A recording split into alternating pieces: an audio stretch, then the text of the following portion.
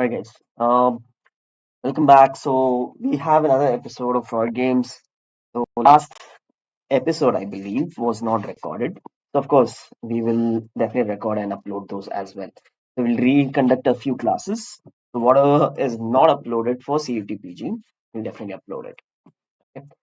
And hopefully, you guys are attending Sundays, as in tomorrow's webinar, where we'll be discussing how do you even target these exams when they become more difficult. So how many of you registered for it?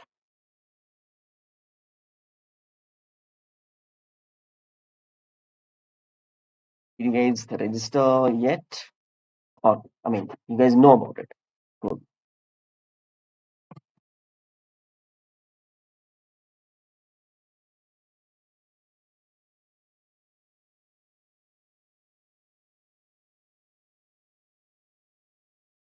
So again, camera is going to be an issue, so let me keep it off. But yeah, so let's start. In the last episode, so as in the one we had talked, we were talking about normal curve. Okay. So, and also the methods, so not entirely normal curve. So most of it was about research, testing, sampling, and all. And at the end, we were talking about how do you even know when your sample represents the population. So we do not usually know for sure. So we assume the population was normally distributed, and if a sample is also, then it might be similar. All right. So we talked about graphical methods. So before that, Freud was almost about to slip, and we have to unlock this slide without any mistakes for Freud to land safely. So you guys have a minute and let me know if you have unlocked this slide. I think 1 minute should be adequate time.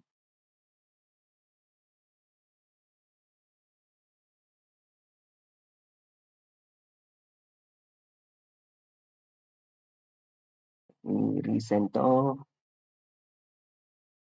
Nice.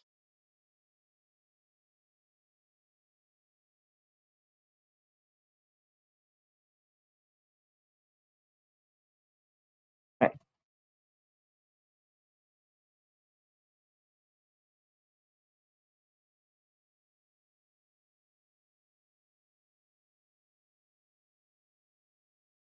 For that, you guys able to unlock. So it shouldn't take more than 1 minute.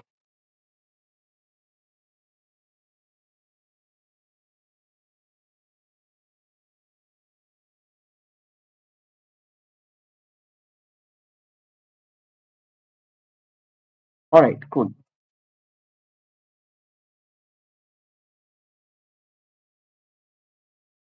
So these are all statistical methods of normal curve, right? So I'm just adjusting a few stuff for the YouTube video. Just give me quick minute. Right, cool. So we have already known normal curve is of no skewness. So there will be no skewness and the kurtosis will be mesokurtic. So how do we test for it statistically? We give numbers for this. So skewness is something which is supposed to be zero. If it is negatively skewed, then this is how it is. Or wait, this is how it is. Not exactly like this, but yeah, this is positive skewed. So skewness will be absolutely zero. That is what we test in the Agostino-Pearson's test. Okay, so you need at least 20 sample for you to be able to do this particular statistical test. So this test for skewness at 0 and kurtosis at 3. Okay, so very small deviations do not matter as much, but it should not be statistically significant. So this is the Agostino-Pearson's test. You need at least 20 or more is better. But when you have less than 20, what you could do is chi-square test. Okay, so chi-square test is a test of contingency, as in expected versus observed table. All right. So usually we have a 2 cross 2 table, or when we have quartiles, so we'll have three. So you can use it for a lot of different divisions also. So we divide the normal curve into four parts, which is using quartiles. So this we expect 25%, this we expect 25, this we expect 25, right? So using the same limits of quartiles, does our sample also fit the same? If it is skewed like this, so this will be less than 25, this will be more than 25. So those differences will be sorted out in chi-square. So your sample should not be significantly different in terms of proportions of each division. That is what you check with chi-square. Okay. Jacques-Berat test is something similar to D'Agostino-Pearson's, where you use a combination of skewness and kurtosis together, which is the JB statistic. So the larger the JB statistic, the more the data deviates from the normality, which is something we do not want, right? So we want the data to be approximately normal, closer to normal. So JB statistic should be small. Then we have Kolmogorov-Smirnov test, which is considered a non-parametric test of various t-tests. So we'll talk about that much later. But Kolmogorov-Smirnov is also a test of normality. Okay, so it is again not as powerful. So we compare our sample with what we already know, which is the normal distribution. So the Kolmogorov-Smirnov test, it should not be significant. So not just Kolmogorov-Smirnov, all of these tests, it should not come as significant. Why? So if this is normal curve, if our curve is significantly different, not in terms of means, but in terms of the distribution and the shape or skewness, proportion also, then we would say our sample is not normal. All right. So then we have Lilliefors test, which uses t statistic. Again, this should not be significant. So we check it with a critical value, and if the test statistic is bigger, so our data is not normal. Right? All of them we tested at 0.05 level of significance. So we have Shapiro-Wilk test, which is kind of an exception. So where we want the W statistic to be larger rather than smaller. So if you have a small W statistic, that means your data is not normally distributed. And this happens to be one of the most powerful tests. All right. So any questions in this? Can we move forward? And the things in the chat, let me just check. Okay, good.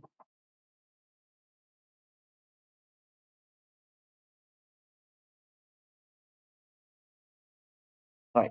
So now because we were able to unlock this, so Freud does land safe. So we are going to continue into paradigms and methods of research. Right. So this is something we've seen already, but we will be able to distinguish even more mixed methods, types of mixed methods in this particular episode. And we'll also look at ethics and research. So this is something that is not commonly covered. So hopefully we are able to do some justice here. So in your dream, if you fall, okay, this is a spin-off question. So what does falling in a dream mean according to Freud at least? So people usually like have dreams where they keep falling and falling and falling and they suddenly wake up. So what does it mean in a dream? Any ideas or thoughts before we start the class?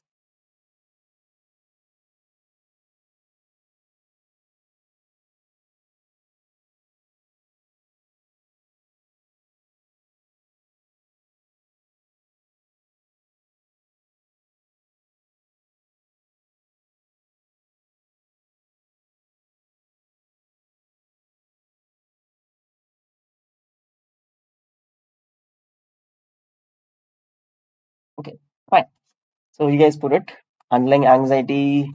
Okay, according to Freud, if you're falling in a dream, that means maybe you're dying, right? So if you die in a dream, so that means you're getting some rebirth. And if you're flying in a dream, that means you're aiming high and your ambition is something. Yeah. So everything is kind of related to anxiety. So it is kind of a prediction that you want some change. You want to, be born again if you're dying in a dream. Something like that. Okay. So what matters is what you do next after you fall, which is where we start with the paradigms. So I started a timer. Can you guys see the timer?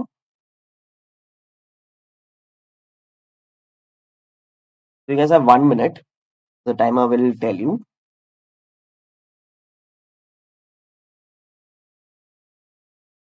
So you have 1 minute to unlock this.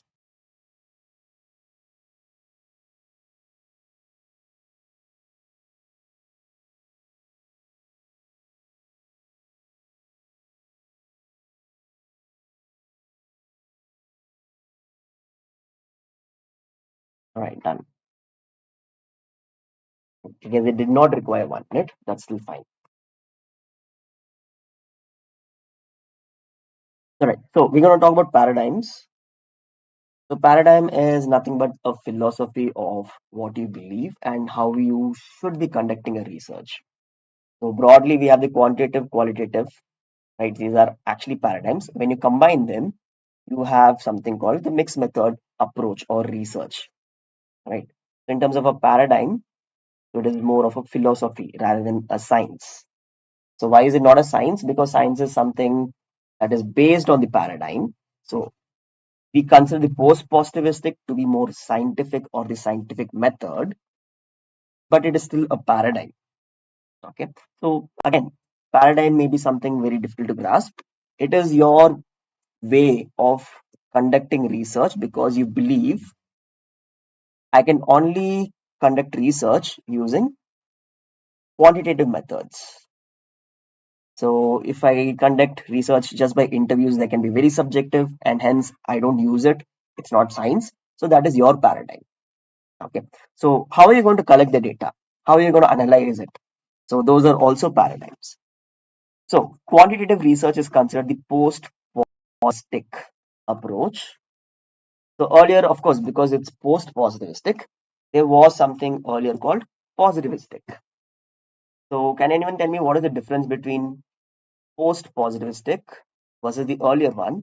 It's just positivistic. Excuse the writing. What was the difference earlier? How is post-positivistic, excuse me, different from positivistic?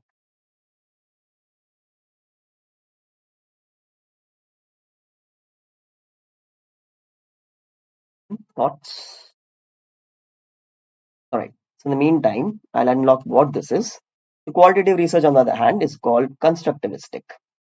So where you construct a reality. So there is no single reality. So people hold different perceptions of the same reality, so which can be constructed by interviewing different people, taking different perspectives. So that is constructivistic. That is what qualitative research does. Okay. So it is not something like, so there is only one reality which can be taken by only, what do you call it, quantitative methods, uh, data collection tool, scale, or something like that. Okay. So post-positivistic is different from positivistic in the sense positivistic says there is an absolute singular truth which can be observed.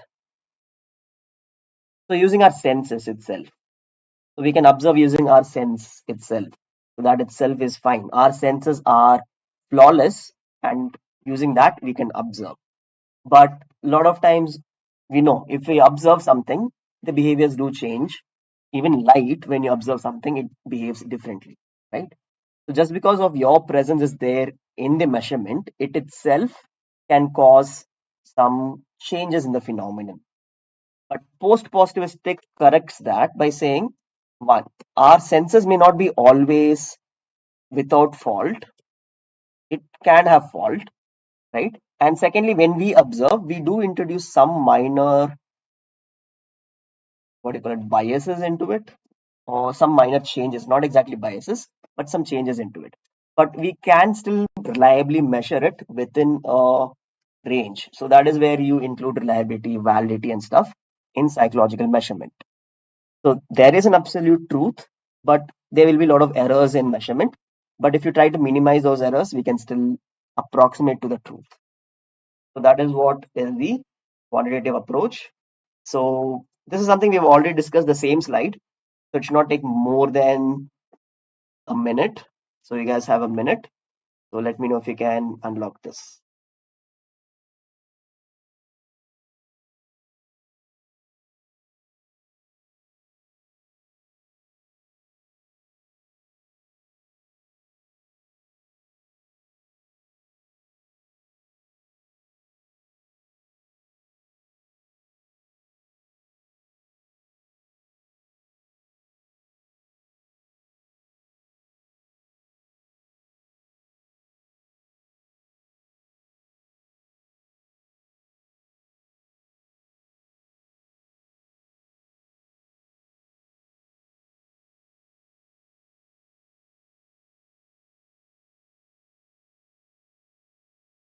Is it done? Okay. All right. So post positivistic is considered more objective because we use quantitative data. So it's slightly more objective. Okay. So let me cancel the timer. Let it be. Yeah. So on the other hand, qualitative is more subjective because you collect data using interview methods and so many other things. So you ask people about their perception. So even though you use quantitative methods using self-report, you still have some objectivity like reliability, validity, and all, right? So you use a lot of open-ended interviews here, where it is like there's no clear, singular structured interview questions. So on the other hand, even if you use interview for quantitative approach, we still have it very structured, right? An example. So you use an interview, an interview schedule to diagnose personality disorders. All right. So is this method quantitative or qualitative?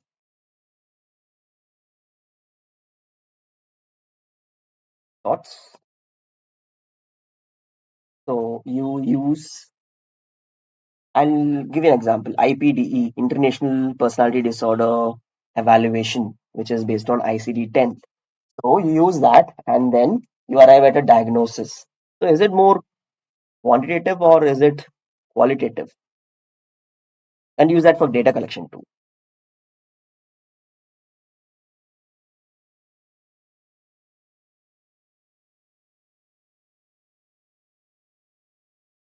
Yes, so we will still hold it as quantitative. The reason being, even though we are collecting interview data, it has a clear scoring. So based on the interview, whatever you talk, whatever the verbatim they give, you say whether it meets a criteria, is doubtful, or is not at all meeting the criteria. And then you will see how many criterias are met. So you transform the data into numbers, so which is again qualitative. Sorry, my bad. Quantitative. Okay. On the other hand, you use precise. Sorry, yeah, not on the other hand. So you use like open-ended interviews, and you still keep them as language data or codes or themes and things in qualitative study. So use narrative documents also. So you can use their diary entries, or you can just use a transcript, a conversation transcript that can also be used, but you don't change it into numbers at all. All right. So I think this is something we've already seen, and so we don't have to spend much time. We'll just unlock the slide and move forward. So one advantage of quantitative study is you can compile all the available data from different studies into a single evidence, which is better than a single study. so which is called a dash analysis. What is this? So when you collect so many data from different studies, compile it into a single effect size, it's called a dash analysis. Yeah, a meta-analysis. Good. So that is one of the major advantages of a quantitative approach. Qualitatively, you could do something called systematic review, which is still more subjective, but it is not as robust as that. The qualitative analysis or qualitative studies allows you to do things that quantitative does not allow you. Though you may have lesser guidelines, but there are still flexible guidelines. In quantitative, you have more freedom to choose different, sorry, qualitative. I keep mixing them up. The qualitative, you have more and more freedom to choose different data collection methods and you code them into themes. Themes are nothing but something which has a collective meaning of different codes that you get. So first you collect data verbatim, change them into codes which represents that verbatim. So based on a few codes, you see patterns and then give it a theme. And based on that, you can overall construct a theory also. So this is about quantitative and qualitative. But when you use them both, you have something called mixed methods. So you guys have 30 seconds for this. So not more. It is a combination of these where both are contributing equally to your research. So it is not mixed method when you do two types as in quantitative and qualitative, but you do not combine them at all. So whatever study you did with quantitative method, you report them separately. Qualitative methods, you report them separately. You do not even integrate them. So then it is not a mixed method. It is just conducting two studies and writing them in a single paper. So you have to integrate them, but if you discuss them separately, it is not mixed methods, right? So it is also called a pragmatic approach because as I said, you have various tools. So the pragmatic approach focuses more on methodology. So how do you collect data and what are the various sources of data and how do you compile them rather than just about analysis or philosophically, is it okay? Is the truth available using interviews? Can I reach, the truth using quantitative only? So that those are not the concerns, right?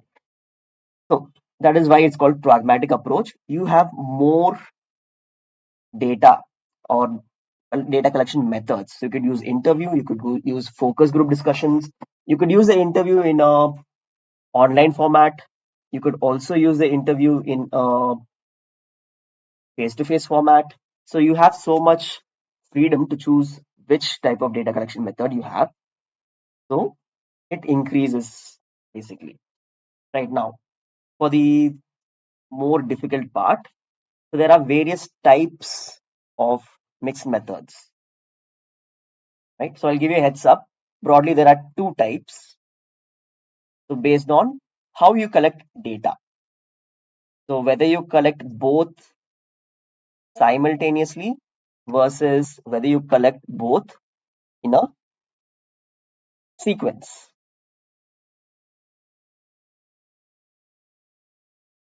Okay.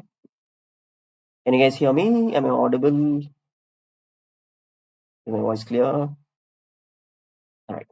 So what is the name for sequence of data collection where you collect quantitative first and then you collect qualitative versus where you collect both of them at the same time? So what are the broad categorical names? Serial and parallel. Yeah, that is also one way to talk about it. So commonly used one, particularly in psychology, Creswell gave it. So we have concurrent and of course sequence is sequential. So within this we have various divisions, which is what we'll see in the next slide. So these divisions are based on Creswell and colleagues. So you have 1 minute to unlock this slide. And again, let me know when you have done.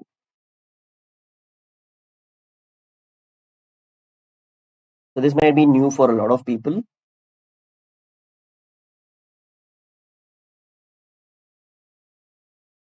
The first one,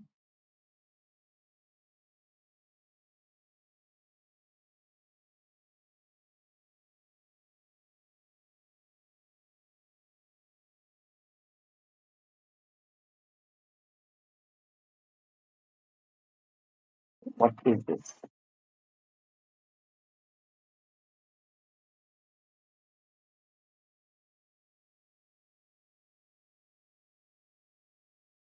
I hope it's done. Right. The first one is exploratory, first hidden one. The one before is sequential explanatory. So broadly, you have these, right? So it is based on whether you collect which data first. So when you collect quantitative data first and then you collect qualitative, so what you essentially do is you use qualitative to explain your quantitative results. Okay. So you have an hypothesis, that is what you test in your quantitative data. And you want to know why the hypothesis is actually happening. So you also use interview or observation like data, which is more qualitative, and explain your quantitative findings. Right? That is why it's sequential explanatory. In sequential exploratory, so you do the other way around. You have qualitative data first, and then you form certain hypotheses and try to check whether they're true or not. So qualitative data, you do qualitative interview collection, maybe observation, participative research, so many things. So you have those. Based on that, you have themes and codes, and you construct kind of a theory or a set of hypotheses from those interviews. So then you test it in the real world whether it is actually holding true, significantly different or not, using quantitative methods. So this much should be way easier. I hope no questions. So we have sequential transformative, where you already have a theory in mind. Based you collect your data, right? Which can either be again quantitative, qualitative in a way, but you have an overarching theory in the first place itself, kind of like a feminist theory or a theory which talks about disability rights. So this disability rights, this is how rehabilitation should be conducted, right? So this is usually driven by social justice or some sort of advocacy framework, and within that you collect them sequentially. All right. So these are all sequential methods. So these are definitely important for any MCLIN sci. JRF2 definitely MCLIN sci. So for CTPG not so much, but still. Concurrent triangulation. You guys must have heard of triangulation, where you have several data from different sources. If they all meet commonly, that means that should be more true, because you do not have a universal truth. So you arrive at, let's say, a conclusion from quantitative data, some conclusion from qualitative. Again, qualitative can be different sources. So you triangulate them. Okay. So both types of data are simultaneously though. So you do not go from qualitative first, then quantitative, which would be these. You collect them together, and then this leads to a result. Okay. So there's another thing where, so in triangulation you give both of them equal value. In concurrent nested, both of them are collected simultaneously, but one thing will be given more value. So this is what my thesis is about. So one method dominates the other. Okay. So you do concurrent nested. So you can collect data at the same time, both going at the same time. And if you're using a lot of interviews for identifying what should you test, not identifying. So you collect both of them at the same time, no, right? So you use a lot of interviews, but that forms the majority of your conclusion in your results. And the quantitative is just used to support this. So it is qualitative majorly and minorly quantitative. The alternative or vice versa is also true. You have quantitative data and qualitative simultaneously collected. Quantitative is what you are using for framing your conclusion. Only some support is given by qualitative, is concurrent nested. So similarly, if we use transformative advocacy lens, it would be concurrent transformative. Doesn't matter which of these you use. So there are three in sequential, three in concurrent. It is not explanatory sequential because it is just offering support for each other. So it depends on which one you prioritize. Okay. Is that clear? Can you move forward? Questions, doubts? So as I said, there are three in sequential, three in concurrent. So mostly you will be asked about these two because these are commonly asked areas. So very important to keep track of these. All right. So there have been certain PYQs from there also. Now moving forward. So hope you guys are like keeping track of whatever we have been doing because we will have a check tomorrow. So which is, oh, tomorrow we have webinar. All right. So we'll do it on Monday during the class itself or the episode itself. So you will be checked again by Freud himself about how much you have understood so far. So do keep a track of all the notes, terms, and things. All right. So now ethics in research. Okay, the ethics part is not highlighted. So let me switch something.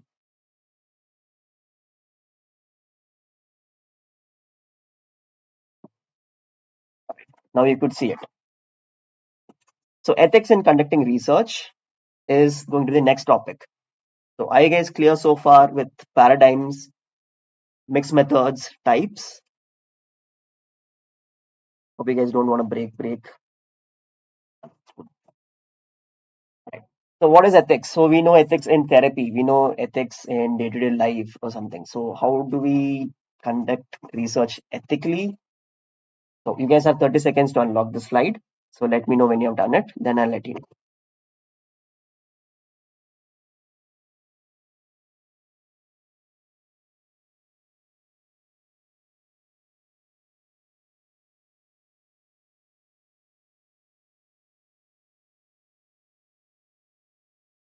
Just three. So try to unlock in 30 seconds. Whatever questions you have, put in the chat.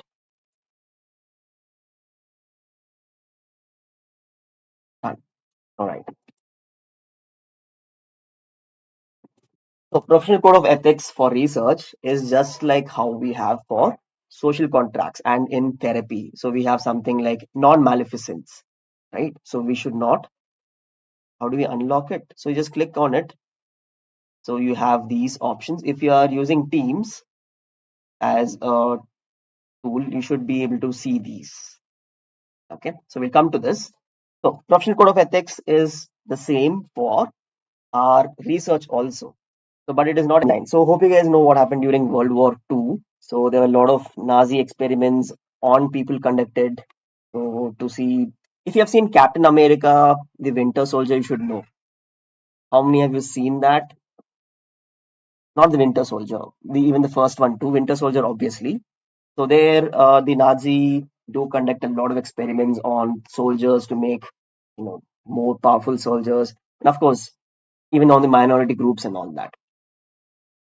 So that is where you have the Nuremberg Code in 1947. So which said you cannot conduct experiments on people without certain principles.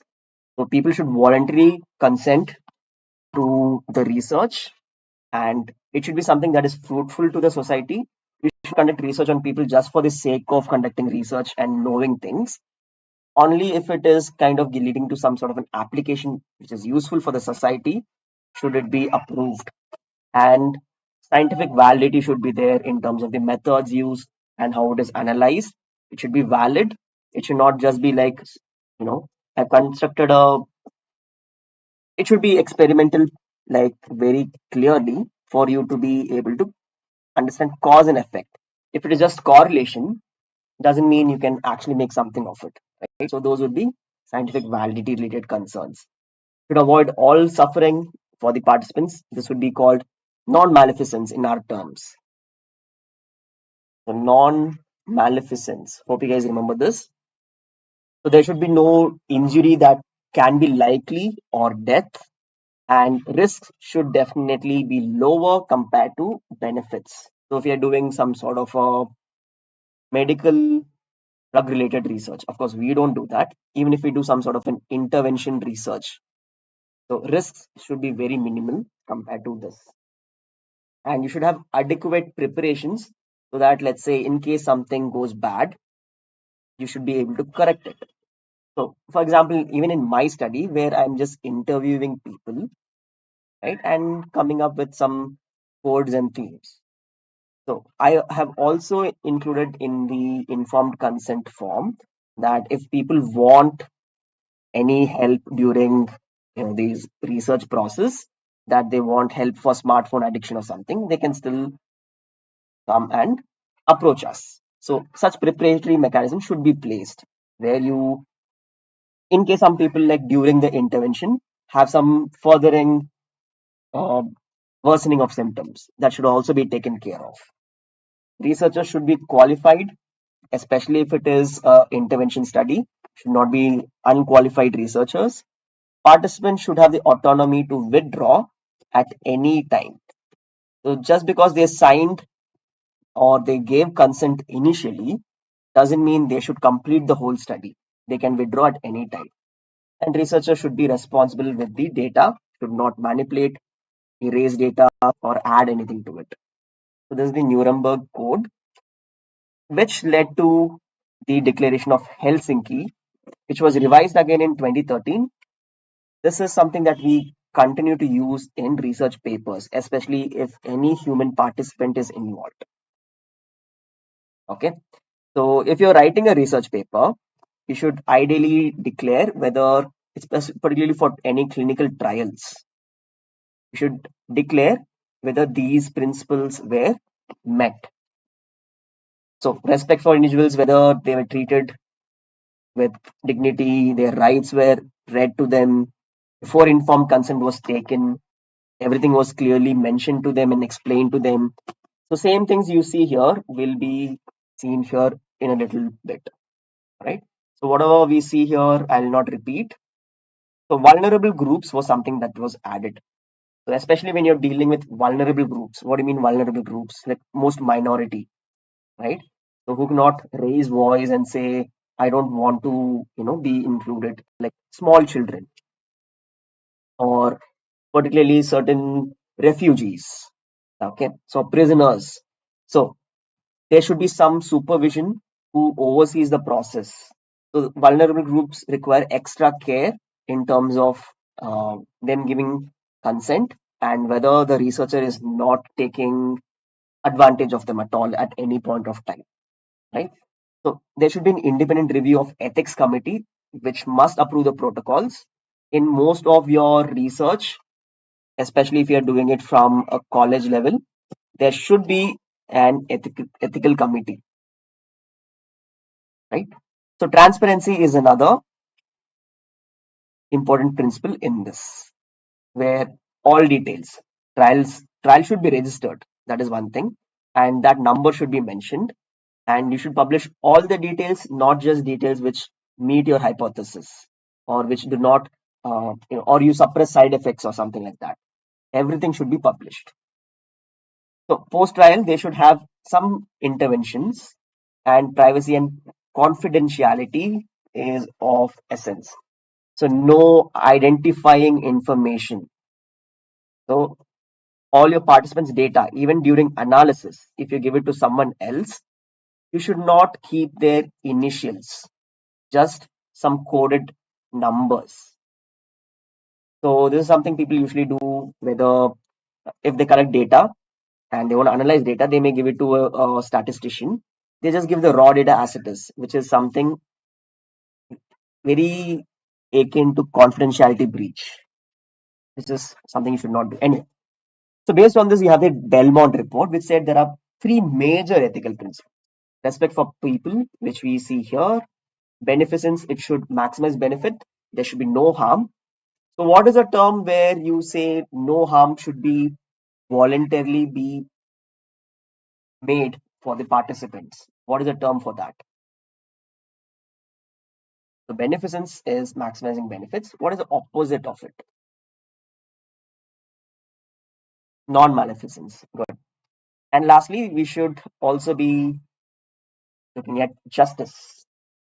So whatever research results are, it should be fairly distributed for all of the society. So you do a research and you only cater to one section of the society. So this is not again justice. Yeah. So these are the broad ethical principles. So a lot of it is overlapping with our APS general principles, right? So you should be knowing all these rather easily. Yeah. Okay. So shall we move forward? Thoughts, questions?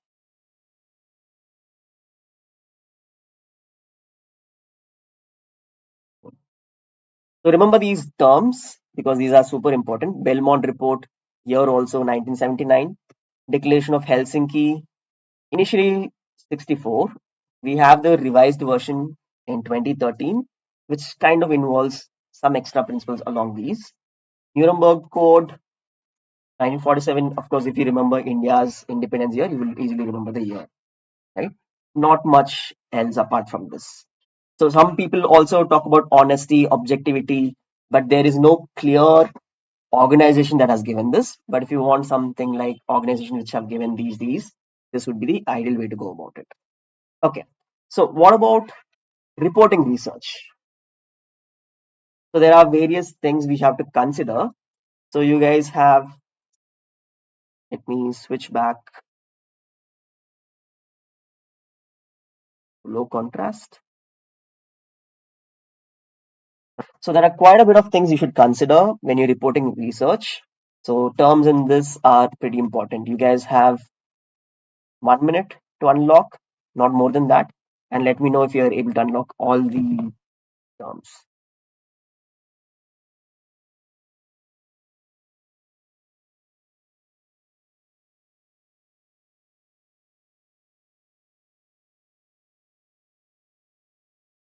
Okay, that was really, really fast.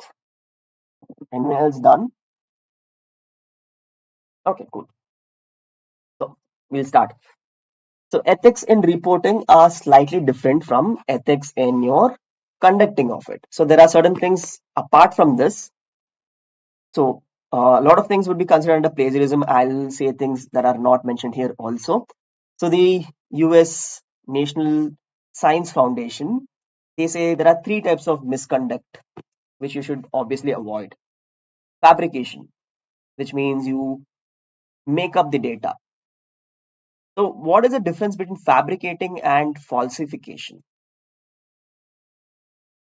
So we have three here: fabrication, falsification, then plagiarism, which is entirely different.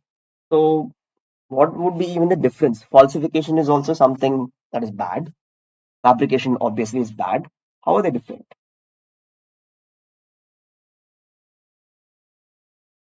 Right. In the meantime, let me unlock the remaining things you guys put in the chat. So plagiarism is when you have used someone's work, but you're not crediting them. You do not even take their permission and say this is your work, and you end up just ignoring the person's work or their source entirely, and you present it as your work. So that is plagiarism. So there can be various types of plagiarism. You have something like self plagiarism, which would be called text recycling. Okay.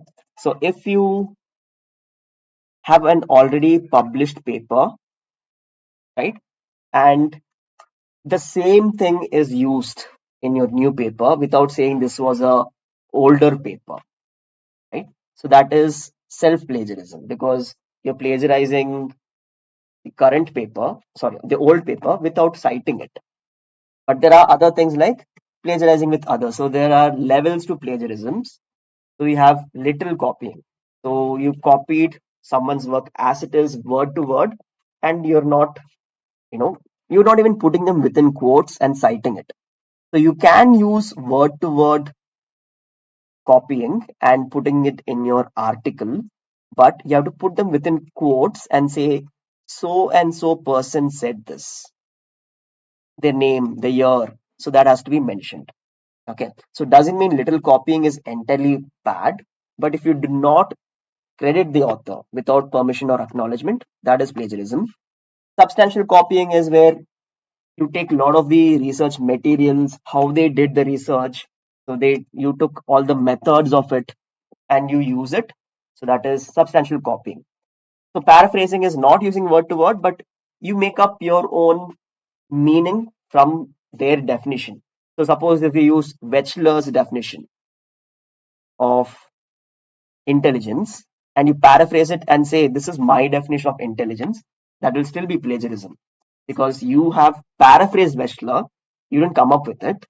So you didn't credit him. That would be paraphrasing, also plagiarism.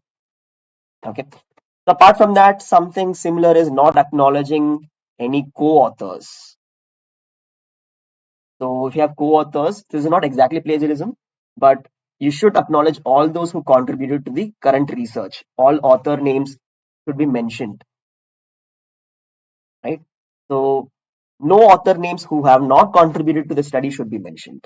So this happens in academia where just because someone is a superior professor or something, they want their name to be added in your research where they clearly did not contribute anything. Happens a lot. So that is not plagiarism. In a way it is, but it is a completely different domain of research misconduct. So back to fabrication versus falsification. People said fabrication is manipulating the data, falsification is changing, not quite.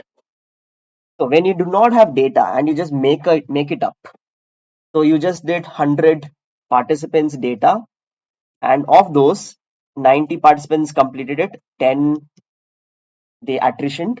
So you make up 10 people's data by yourself. It is fabrication. Okay.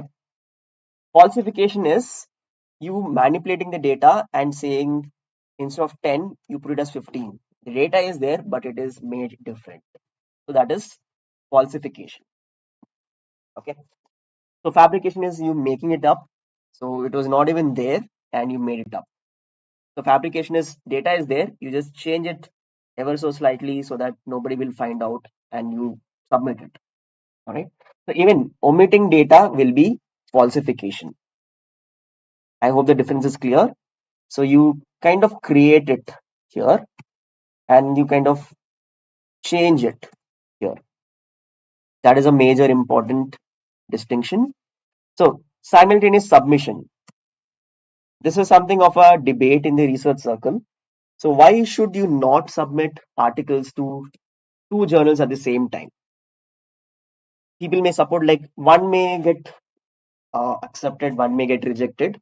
So it is okay. But the reality is if both gets accepted, that means the same paper is present in two journals. So if someone is conducting a meta-analysis, the same paper, maybe if you use different names, so the same data will be used twice and the meta-analysis will be faulty, right? So, but then again, authors in the research field, they say the chance of patents itself is abysmally low. So only if I submit to several journals at the same time, am I able to get at least one of them accepted. So it's kind of a debate, but a lot of journals say simultaneous submission is an absolute no-no. Right? Anyway, this is the most important thing has come in UGC NET, sometimes in some MCLINSA exams. So you have a big, huge paper where you have hypothesis 1. Hypothesis 1 has sub-hypothesis 1A, 1B, 1C, and so forth. So what you decide is what if I break these hypotheses into separate papers itself and submit. I'll have 3 submissions. So that is what is called salami slicing. So you have one meaningful paper which may have sub-hypothesis and all, and you submit it to different journals, it gets submitted. So it is also called salami publishing. So if the same hypothesis or a similar hypothesis is there, this is not an acceptable practice. So this term is important. The types of plagiarism, which is more uh, prevalent, is important. Actually, this is way more prevalent or more severe. So this may be asked in arrange in a particular order. So this has been asked in UGC net. Difference between fabrication and falsification. These are things you may be asked. So doubts, questions, any thoughts on simultaneous submissions? Clear so far?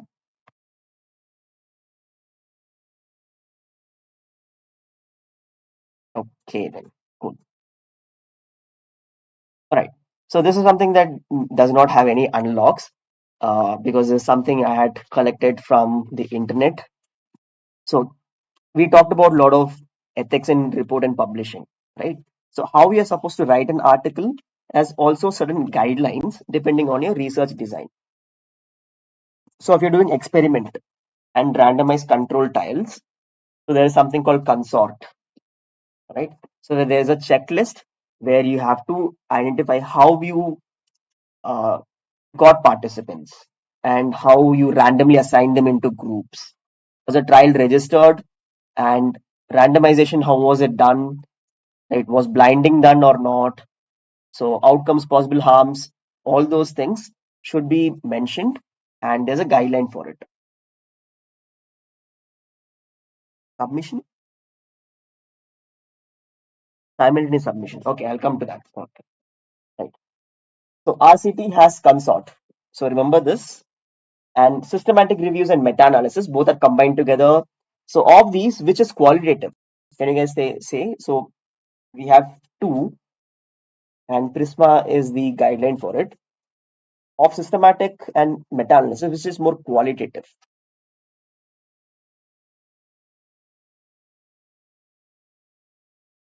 Systematic reviews are more qualitative in nature, right? Good. So Prisma is your guideline for it. Preferred reporting items for systematic review and meta-analysis, obviously.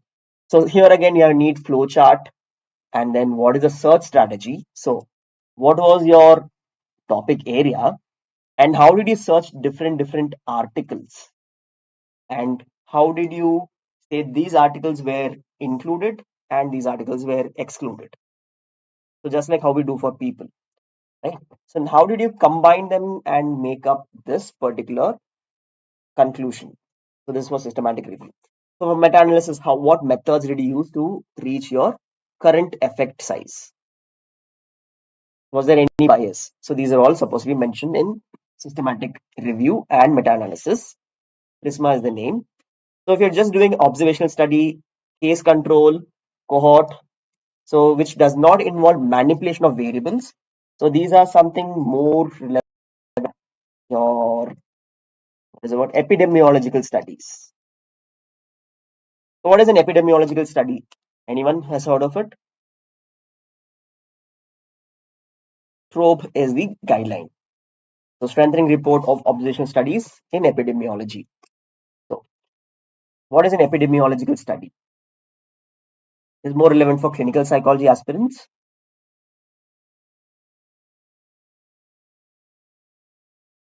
Okay.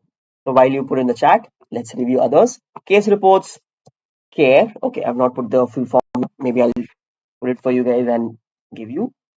So again, Freud did a lot of case reports, case series. So he didn't do a series as per se, didn't submit much. But yeah, it was not peer reviewed. But if you're doing something similar right now, so it will have to go through a care guideline where patient history, what are the findings, how did you even assess them, how did you diagnose them, and what interventions are applied, what is the conceptualization behind it, why did you change the intervention. So all those things are to be mentioned. Of course, informed consent is crucial. Okay, so back to the epidemiological one answers. So epidemiological study is the study of epidemics. Obviously, the name, which is like a more prevalent disease. So you'll study about how prevalent a disease is, what is the incidence, and what is the rate of spread, change, and all those. So we have cohort, case control, cross section, and various things. where you will not manipulate the variables. You'll only see whether people who are exposed have the case, as in they have the disease or not. And you can go back also of the people who have the disease, how many of them were exposed. So there was a hypothesis, I would not say hypothesis, kind of a controversy where people said immune boosters led to autism, right? So where autism would be your case, immune booster would be your exposure. So you see whether people who have autism were exposed. So that would be one method in epidemiology. We'll study this again in clinical psychology topics in depth. So there are studies which talk about diagnostic accuracy when you have made a particular tool which can help people screen. You will supposed to publish data on specificity and how it is distinguishing people also, right? So those things are supposed to be mentioned here. We have trial protocols. So these are kind of not relevant for us, but you might be asked this one of UGC net. But for us, these are highly relevant. Okay. So any doubts or questions here? So these are all about research ethics in reporting, research ethics in conducting of the studies, the principles that we are supposed to follow. And of course, we have seen mixed method research, right? So again, remember all the terms because sorry, this is not for you. So in the next episode, we'll be having a revision of what I've seen so far. So Freud is definitely going to check with you guys. And of course, just like how you interact with the unlock slide, you'll also be able to answer this. So please do read up and we'll see this. Okay, so there are a few questions in the chat. So one was about simultaneous publishing and plagiarism. All right. So this is one of the research misconducts according to the National Science Foundation in the US. Plagiarism, right? So when you use someone's work and you're not citing it. So if, let's say, what is the major, most popular study that has been published? Right. So anything. So you're writing a paper, right? You're defining your construct. So your construct was, let's say, stress, right? So you write a definition of the stress. So where do you get the definition? A previous paper or maybe a book. You just write the definition.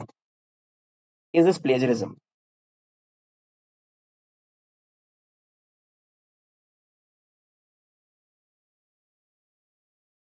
There's a question, guys.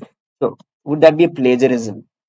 Would that be considered plagiarism where you write the definition of your concept, maybe from a book, and you just write only the definition? Is this plagiarism?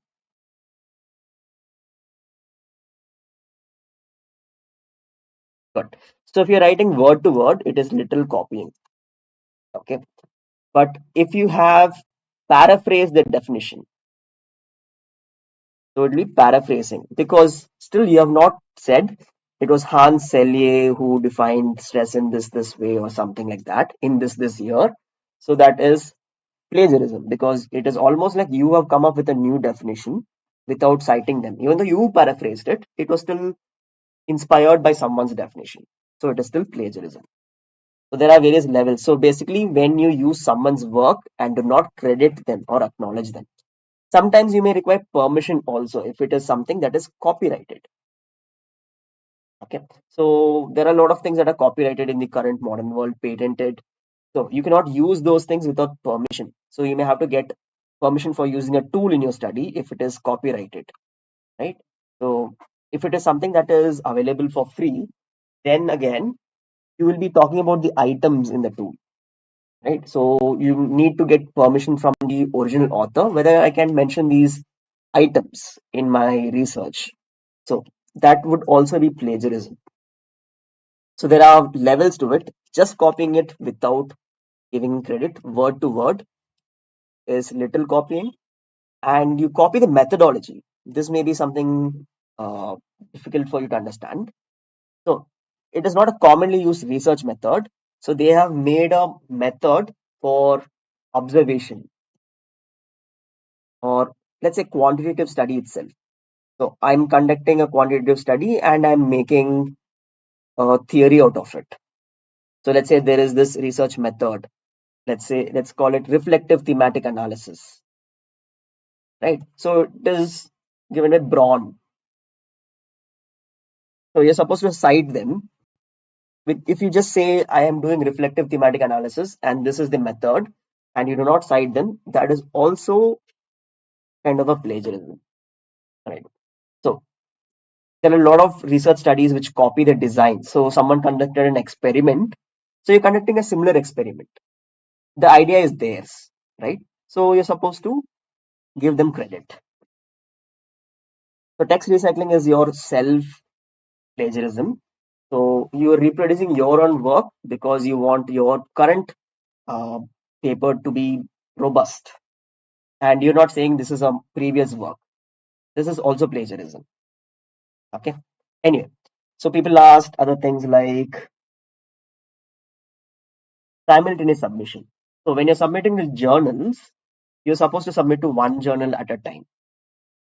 So it is not like you've already published somewhere, then you are publishing into a new journal. This is definitely a wrong thing. Most authors will agree.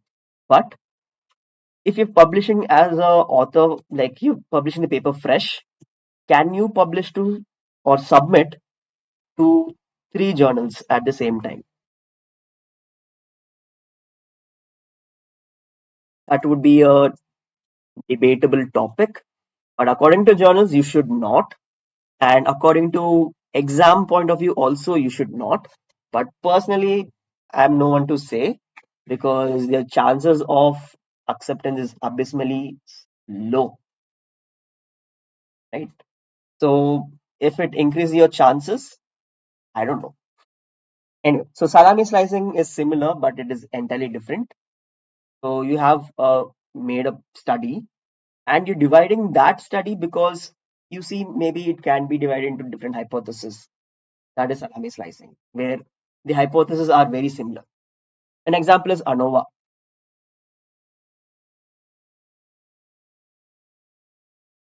Ghost authorships would not be plagiarism, it is a lack of acknowledgement. So, as I said, when you're submitting research, you mention all your co authors. Ghost author is someone who wrote for you and you're taking their credit. Similar to plagiarism, but it's slightly a different domain in and of itself, right? Because they are not clearly established works. There is someone else's work, you're taking credit for it, technically a plagiarism, but since it is not established anywhere, it may not be right under this one, right? So not crediting a co-author would also be under that shadow gray criteria. Some authors do mention it under plagiarism, right? So what else? Fabrication and falsification. I told this already, no? So when you're making up the data which is not there, that is fabrication. So I'll ask a similar parallel. So someone with amnesia, right? So they do not remember something. What do they do? You're supposed to put a question mark. So you talk to someone with amnesia, right? So they have memory issues. They have very significant short-term memory loss. So a lot of anterograde amnesia is there. What will they do?